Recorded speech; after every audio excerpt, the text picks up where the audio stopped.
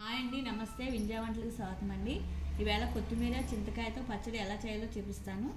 కొత్తిమీరని నేను 6 కట్టలు తీసుకున్నానండి.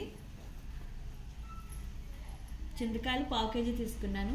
పచ్చిమిర్చి 200 గ్రామ్స్ తీసుకున్నానండి. ముందుగా కొత్తిమీరని శుభ్రంగా కడుక్కొని తడి లేకుండా ఉంచుకోవాలి. చింతకాయలను కూడా తొక్క తీసుకొని లోపల పిక్క కూడా తీసుకోవాలండి. పచ్చిమిర్చికాయలు కూడా శుభ్రంగా కడుక్కొని ఆరబెట్టుకోవాలి. చూడండి, చింతకాయలని ఇలా పేలర్ ఉంది కదండి, పేలర్తోని ఈ విధంగా తీసుకోవాలండి తొక్కలు.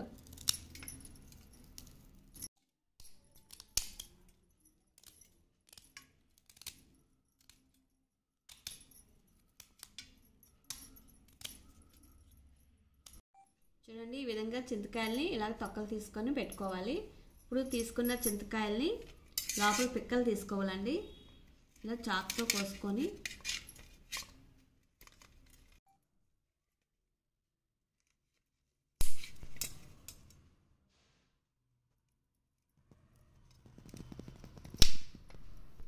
ఇలా మజ్జిగ తీసుకొని పిక్కని ఇలా తీసేసుకోవాలండి.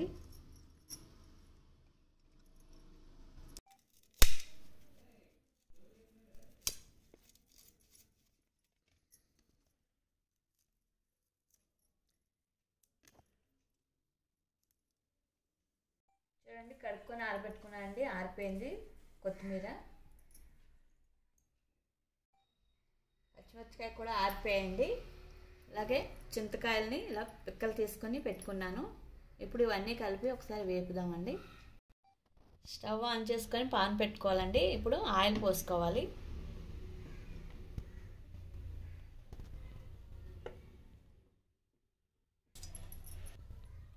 నూనె వేడెక్కిందండి. పచ్చిమిరపకాయలని ఇలా తుంచుకొని వేసుకోవాలండి, లేకపోతే పేలుతాయి.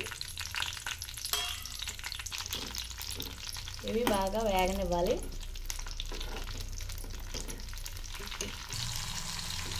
చూడండి, వేగుతున్నాయి కదా పచ్చిమిర్చి.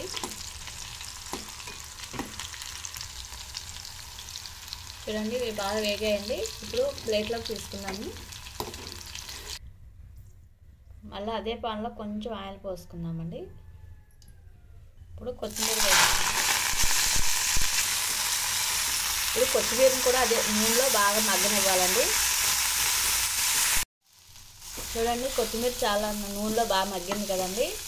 ఇప్పుడు స్టవ్ ఆపుకుందాం. ఇప్పుడు కొత్తిమీరని పచ్చిమిరపకాయలని చల్లారనిద్దామండి. చల్లారేయండి. ఇవన్నీ కలిపి ఒకసారి మిక్సీ పట్టుకుందాం. అప్పుడు ముందుగా పచ్చిమిర్చి అండి.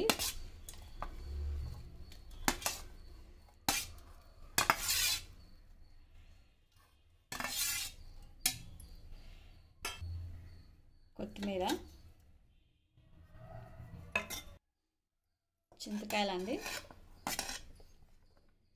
చింతకాయ తొక్క తీసుకోవడమే కష్టమండి, మిగతాదంతా తేలికే ప్రాసెస్.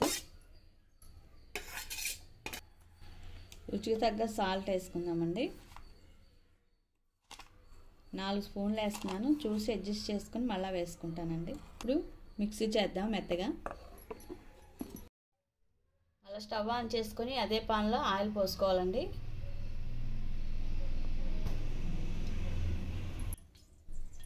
ఈ విధంగా మిక్సీ పట్టుకోవాలండి. ఎక్కడ వాటర్ వాడకూడదు. నూనె వేడెక్కిందండి. ఇప్పుడు ఆవాలు కర్ర, కొంచెం జీలకర్ర, 2 ఎండుమిర్చి, వెల్లుల్లి రెబ్బలు, కరివేపాకండి. చూడండి, బాగా వేగని కదా. ఇప్పుడు పచ్చడి ఇందులో వేసుకుందాం.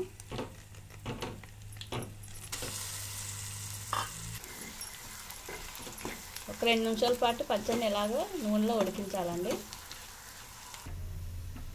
అంతేనండి, స్టవ్ ఆపుకుందాం. అంతేనండి, ఎంతో టేస్టీగా ఉండే కొత్తిమీర చింతకాయ పచ్చడి రెడీ అయిందండి. చాలా బాగుంటుంది ఫ్రెండ్స్.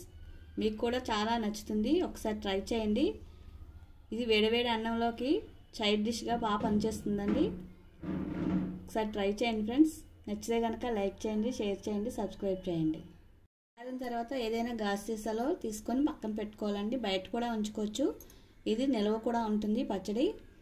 కావాలనుకుంటే ఫ్రిడ్జ్లో కూడా పెట్టుకోవచ్చండి, ఫ్రెష్గా ఉంటుంది. ఇది ఎంత 3 నెలలు 4 నెలల వరకు కూడా ఉంటుందండి.